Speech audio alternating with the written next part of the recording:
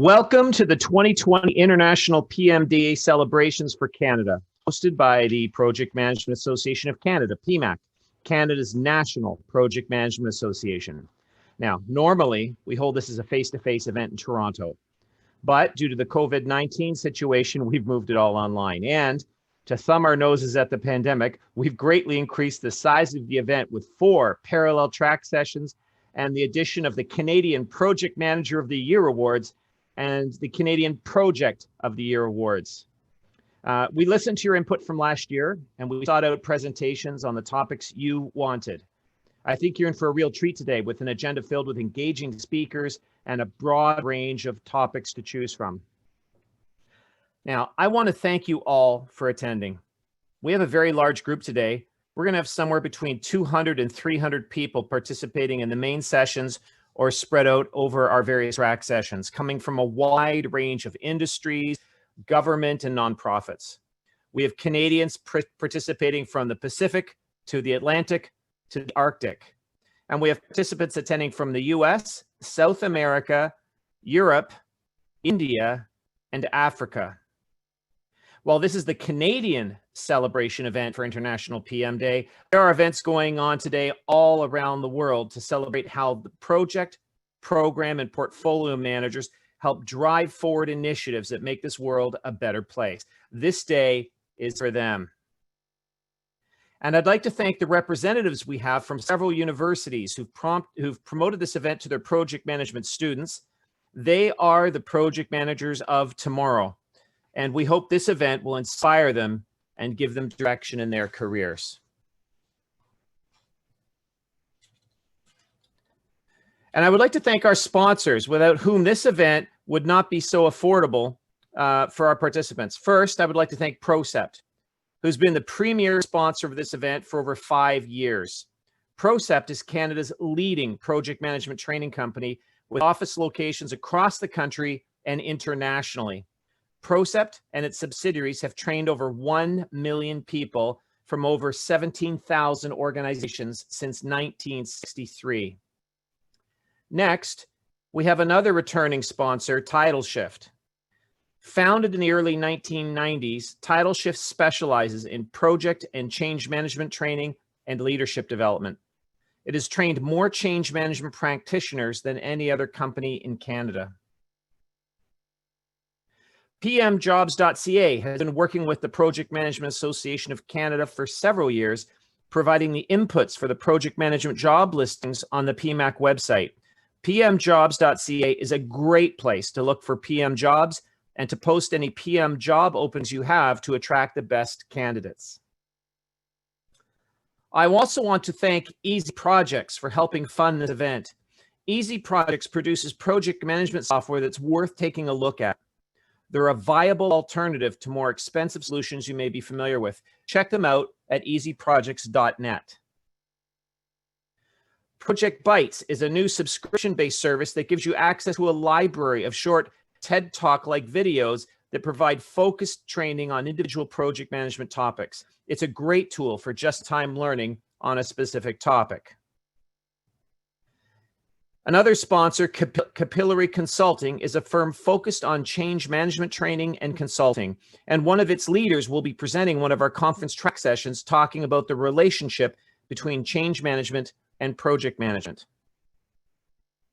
And finally, MVP Software Solutions is a company specializing in software testing and QA services and training software testers. Remember, without these sponsors, this event would have not been possible. So please take the time to check out their websites and see what they have to offer. Our day is full of educational content. We have 4 main track sessions. Track 1, Project Management Specialty Sessions, is a series of 4 sessions focused on advanced or specialty project management topics by noted experts. We're going to have a session on a project manager's guide to data-driven decision-making. It's our first track session starting at 10 o'clock. Starting at 11, we have strategies for effectively leading through change.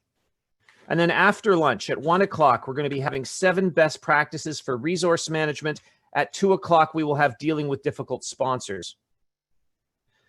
Track 2, certifications and awards. These are 4 sessions focused on certifications and awards provided by the Project Management Association of Canada, PMAC, including the IPMA Project Management Competency Certifications, the Canadian PM Specialty Certifications, and something that's brand new, available just as of a couple weeks ago, the IPMA Certified PM Coach, PM Consultant, or PM Trainer certifications. That will be discussed at 1 o'clock.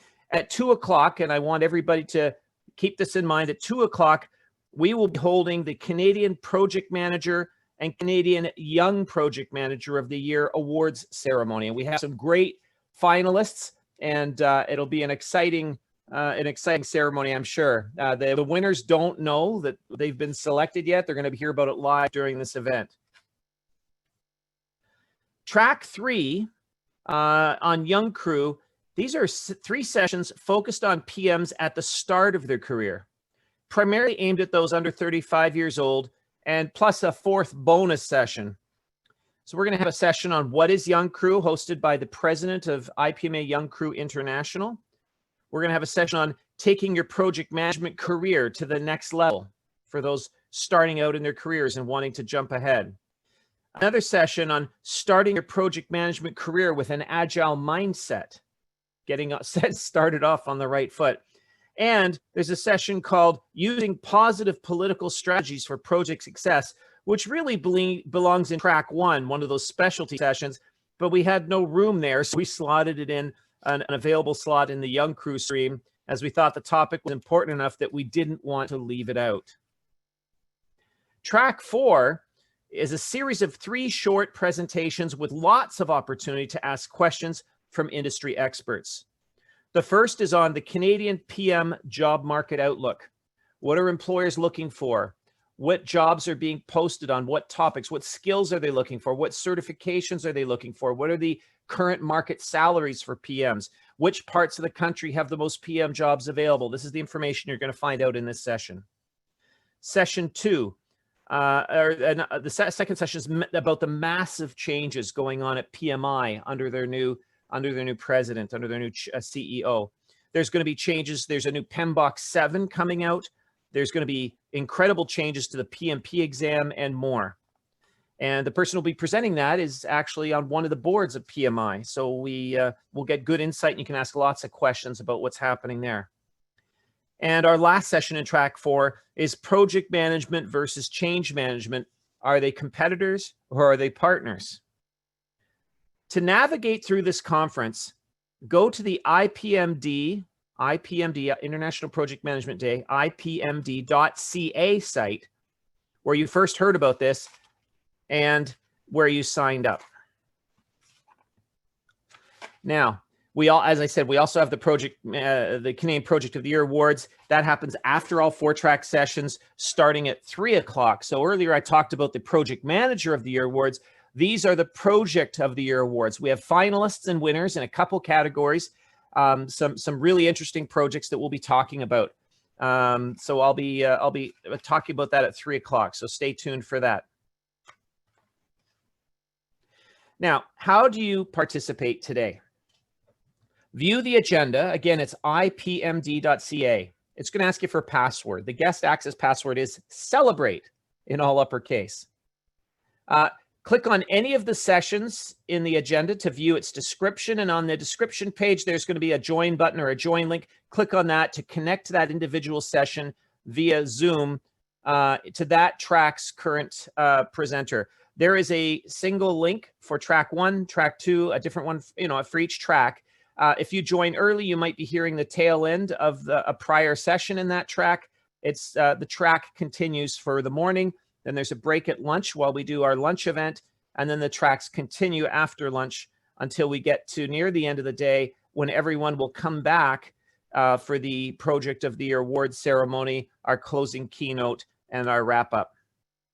So please use that agenda and its links to navigate between tracks if you wish to jump around and view the various sessions. If you just wish to stay in one track all day, you can just click on that one link and just stay there. In between sessions, there'll be a 15-minute break wherein you will have the opportunity to watch some commercials from our sponsors. So before and during the individual track sessions, if you join early, you will see commercials running. Those are not the presentations. They're just advertisements for our sponsors. And the track sessions begin crisply at the top of the hour.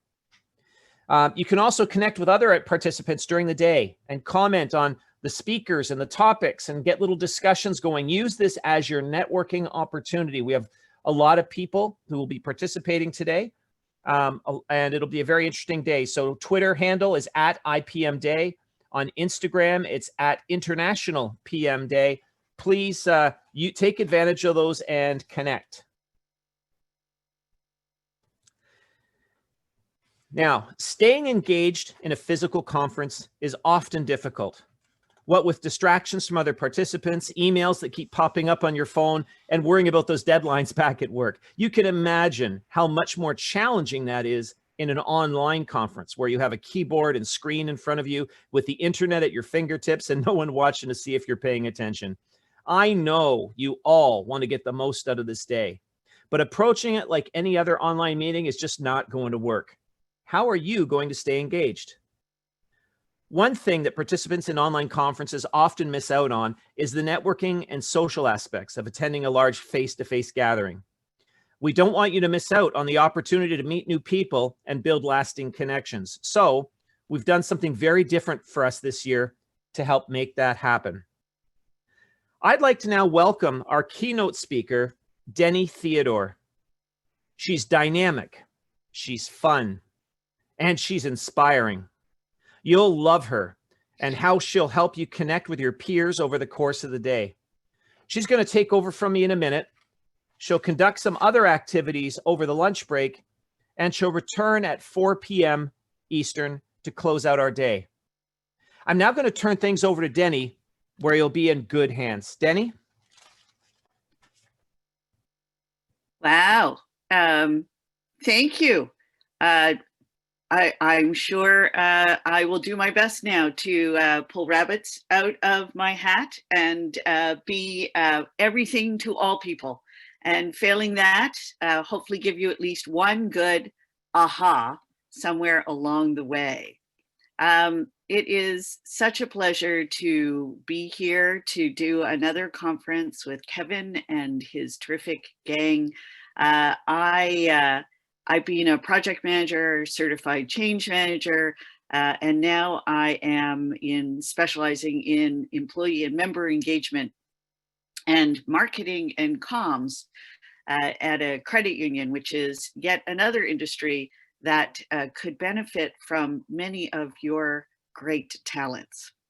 I am going to share my screen.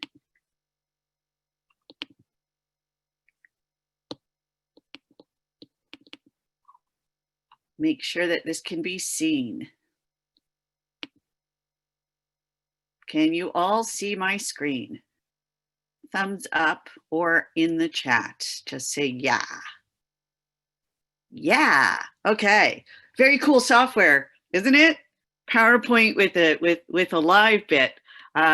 This is called Ecamm. Anybody who's got a Mac, this unfortunately only works for Macs at the moment, but it's very cool new software, and it's going to, I think, change a great deal of presentation work. And certainly it would be nice to have these at AGMs, wouldn't it? So that we don't just sit with the slides.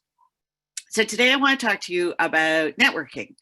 And it's odd, it's an online conference. If you're like me, you're sitting possibly somewhere in your own home and you are thinking networking, how do I network with all these people online?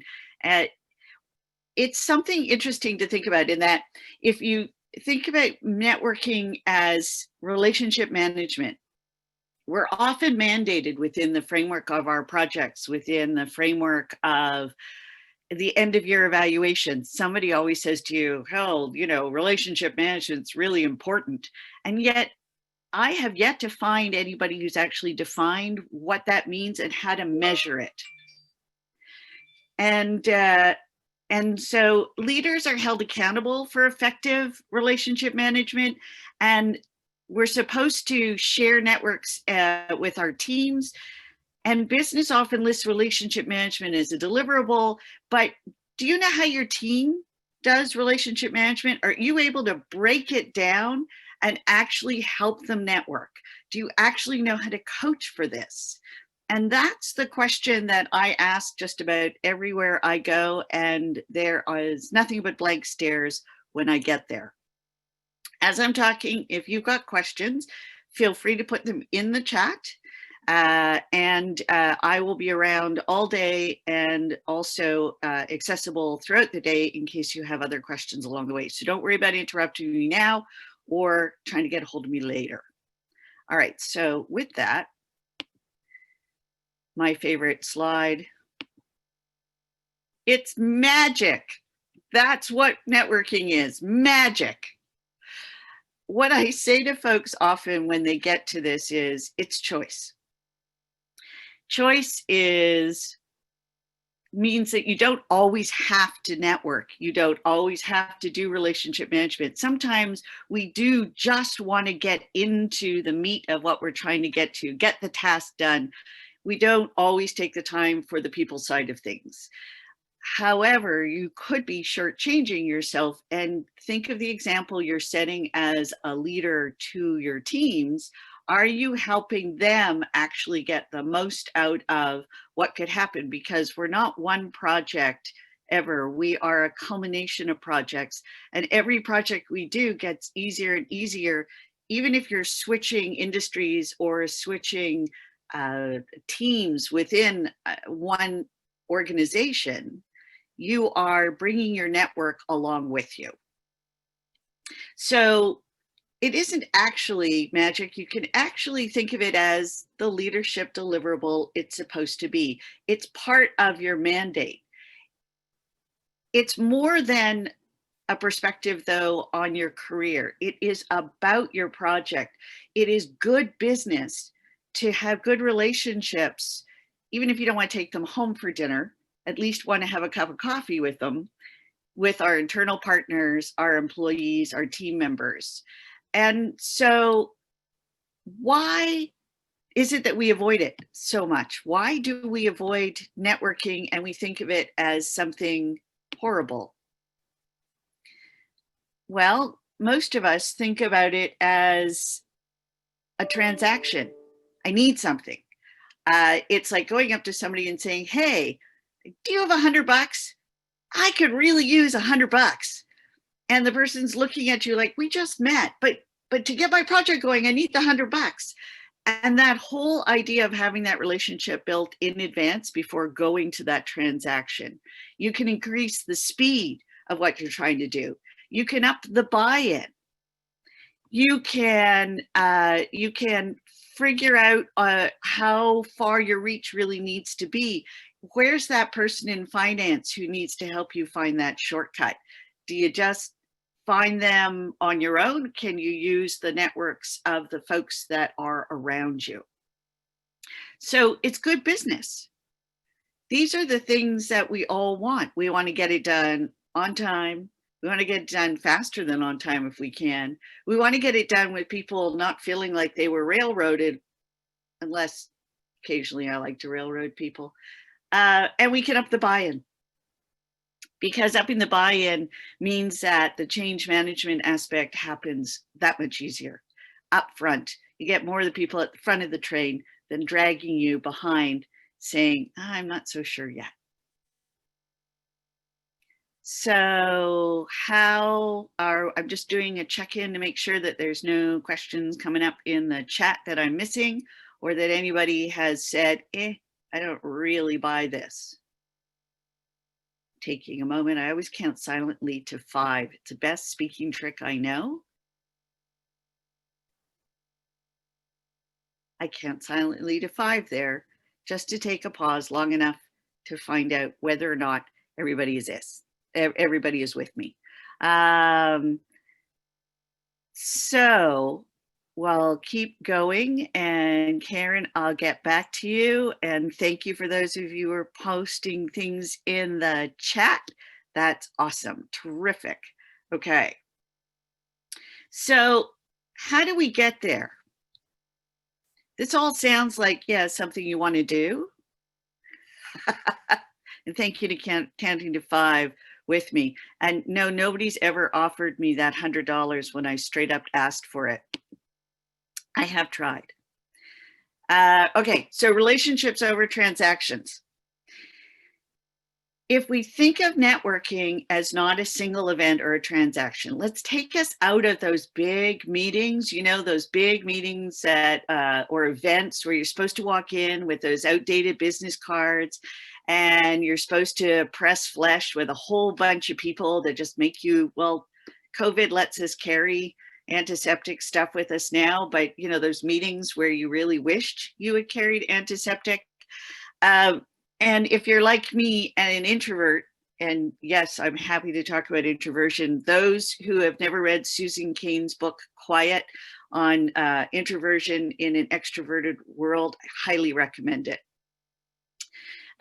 So let's take networking out of the fact that it's an event where we're supposed to meet a lot of people and make a lot of vague impressions where people hopefully hire us.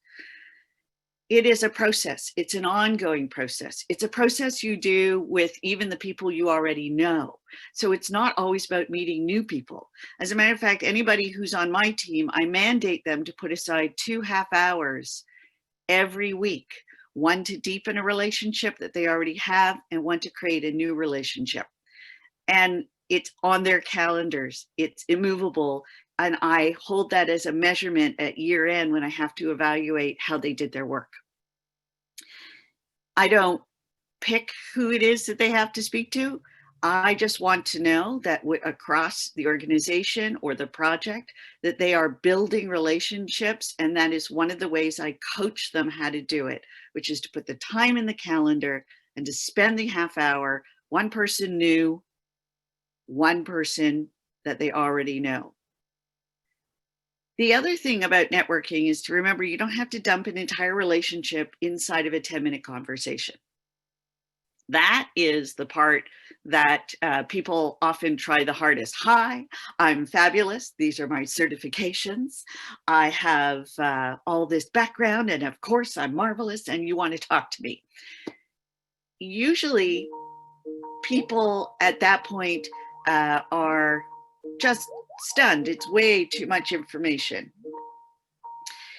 You want to open the door to a longer conversation. You want to let them know that you're available in order to have that longer conversation, to say, yes, I'd love to make you part of my network. Yes, I'd love to build a relationship. Let me put aside time and let us talk about the things that we have in common.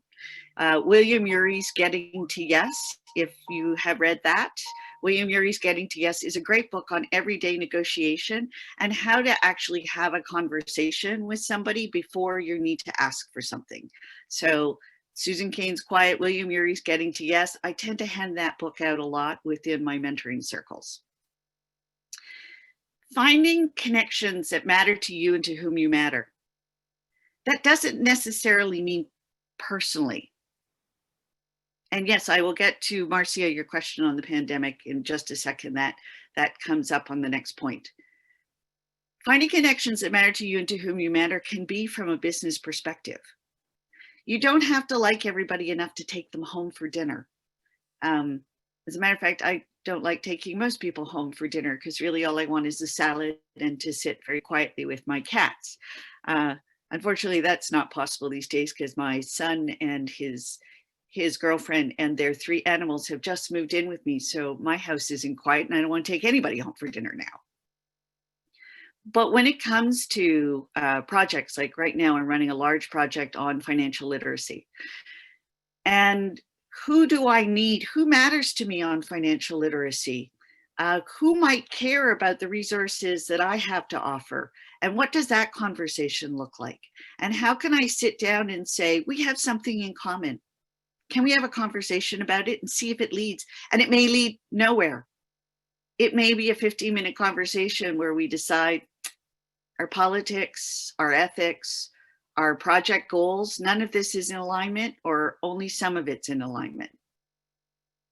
So finding those connections, again, is a deliberate choice as opposed to a who do I like, who do I not like? It becomes a business deliverable. Coaching your team to help find that network is about who is it that we need around the table? Do we need somebody from finance who's going to give us some insight? Does anybody have any friends in finance that we can send you off and have a coffee and see how finance is doing and whether or not this is a project that matters to them?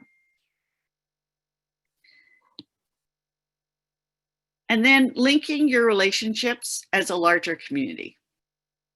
So sometimes, again, if you're taking it out of the transaction, it's not what they can do for you or what you can do for them, but maybe helping people link across what they can do for each other.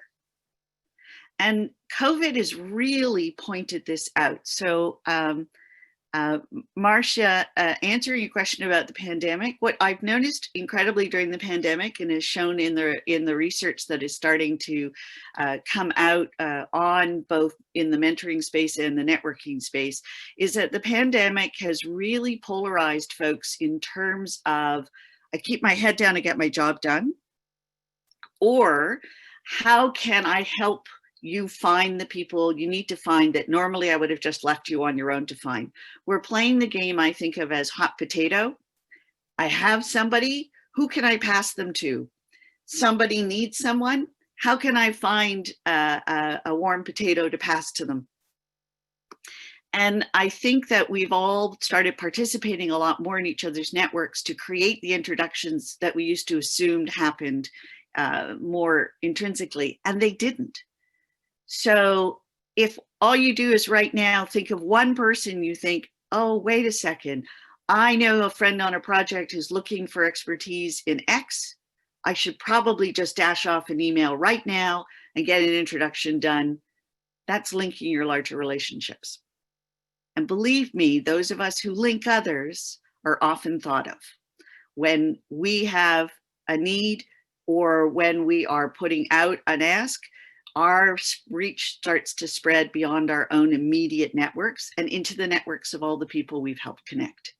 And that just is both good business as well as good relationship management from a business perspective. I've been asked, how is this received by other managers who may not agree with this approach? And that was 5, so I could collect my thoughts on that. One of the most marvelous things that I've learned is I'm upfront about my approach. Most of the time when people push back on an approach such as this, and this very forward, try this, do this, make it a conscious choice, I ask them a couple of questions. One is, what do you think we would lose? Let's do a SWOT against this approach. Where are the risks and how might we mitigate them? And most of the time, the only risk that really comes up is that they feel embarrassed or it's not in their comfort level. And my question is always this: if you have an obligation to deliver on the project and networking is a choice, what is more important in this particular instance? Your comfort level or the project? And sometimes it's going to be your comfort level, and that's fine. And sometimes it's going to be the project, and you make it as a choice, and you make it a choice each time. And this is another way to coach your teams into making those choices. That sometimes we all just have off days, or there's just somebody we just can't do it. Kevin, I'm really sorry. I love you dearly, but you know, I don't want to talk to you today. That would be a choice.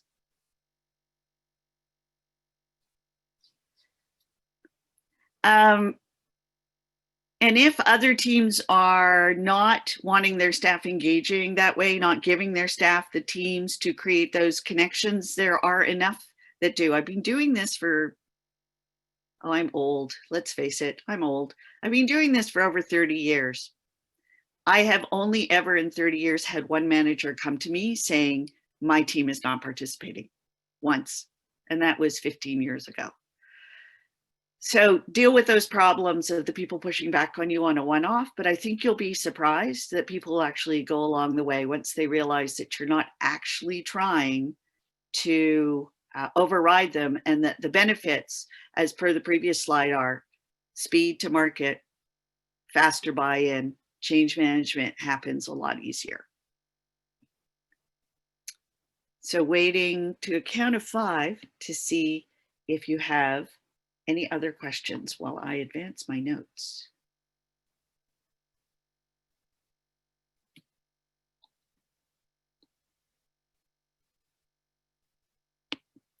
Yes, corporate culture can be a big factor.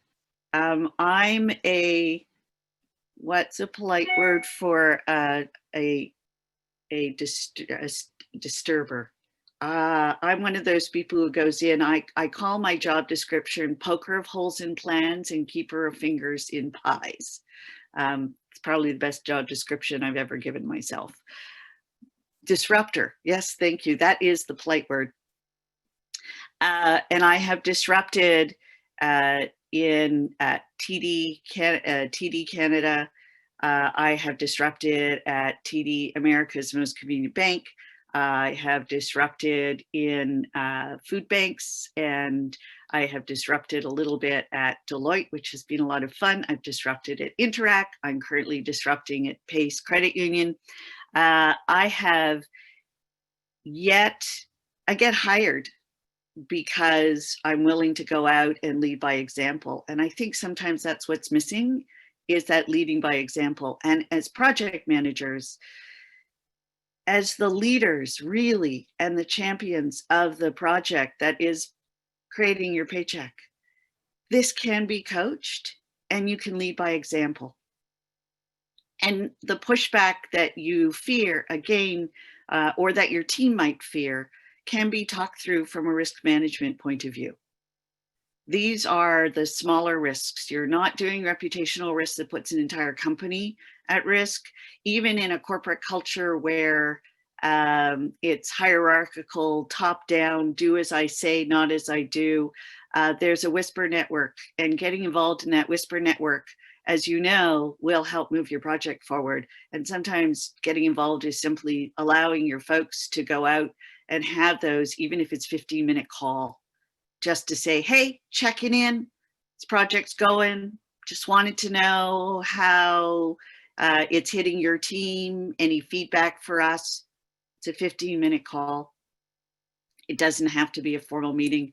2 people doing an informal call, getting information back, and the person feels great that you've called them and listened to them, and you've deepened a relationship, whether new or existing. So there are tons of things, though, that you can do every day without attending a single networking event. So every meeting, phone call, or email is an interaction that builds your network with sincerity and appreciation. Think about even the way you introduce yourselves at meetings. You know, the old children's game, Duck, Duck, Goose? We tend to do name, rank, and serial number, and then the next person, name, rank, and serial number until you get back to the chair, Goose, and you start the meeting. It's really interesting to introduce yourself at a meeting with a question. This is what I'm at this meeting to hope to understand. Or this is why I'm at this meeting to provide this kind of perspective. I hope that we'll get to this part of the discussion. And so to give people that and to coach your team to do those kinds of introductions at meetings, because the networking doesn't have to just be at an informal coffee or at those phone calls. It can happen in the meetings where somebody goes, I need to talk with that person. To present yourself as approachable doesn't necessarily mean to be nice and to be funny or to be sweet. It can be simply to be, I'm here at this meeting because I really actually, and this is a true story, I'm fascinated by the parallels between change management and project management, and who actually comes first in the planning cycles. And what heated debate could we have around that? And within that framework, showing up the meeting and saying that, there's probably at least 2 or 3 of you now goes, I could have a conversation with her about that later, because that's really going to impact my project. And I've just networked with all of you just now, and I can connect one-on-one with at least 2 or 3 of you later. And yes, that's a sincere question I have. So if anybody does want to debate with me, change management and project management, I am always open for that. So the way that we do this is pretty simple. And the point being that you're already doing these things and you're already coaching. Here's 3 questions or pushbacks I get often when I tell people to network. I don't have time. I don't know anybody influential, so there's no point. And I'm an introvert. I'm going to ask our host to break you into 5-minute randomly assigned breakout rooms. I'd like you to write down these 3 questions and come up with your best tip or ask for your best tip on the question that interests you the most.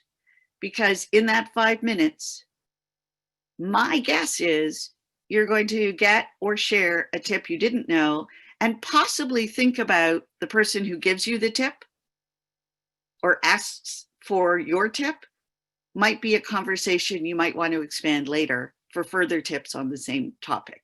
So let's try a bit of a networking now based on these 3 questions. How would you coach your team if you got pushback with them saying one of these 3 things? And with that, I'm going to ask for you to go into one of the breakout rooms. So Alana, over to you. Okay. As we crack open the doors, you've now met a couple of people, you've now got a conversation that you can start. So what I want to do in closing for right now, because I will see you guys all the way at the end of the day and throughout, is I want you to participate today. Responses, request sidebar chats, offer thoughts and perspectives, offer help. Go in and give your perspective. That's part of networking, not to close the conversation, but to start one. Appear approachable. Don't have your head down reading the phone the whole time. If your camera is on, put your camera on and make eye contact or pseudo eye contact, as it may be. And remember that if you can't get your question in now, do a follow-up. We're all here to learn, including me. So we're all approachable. We all want to be approached. It's on you to take this forward. It's on you today to challenge yourself to make at least one new connection that you can share concepts with, and deepen one connection with whom you will continue to share concepts. See what happens when you talk for a half an hour? Your tongue starts to swell. I don't advise it. I am so looking forward to popping in and out of your sessions, seeing you at lunch, and then seeing you at the end of the day. Feel free to send me stuff on chat all day. I am here for you. And we are at time, I believe. Is that correct, Alana? Are we at time? Do you have to kick me off now? Yeah, Denny, we're at time. All right. Thank you all, and speak to you throughout the day.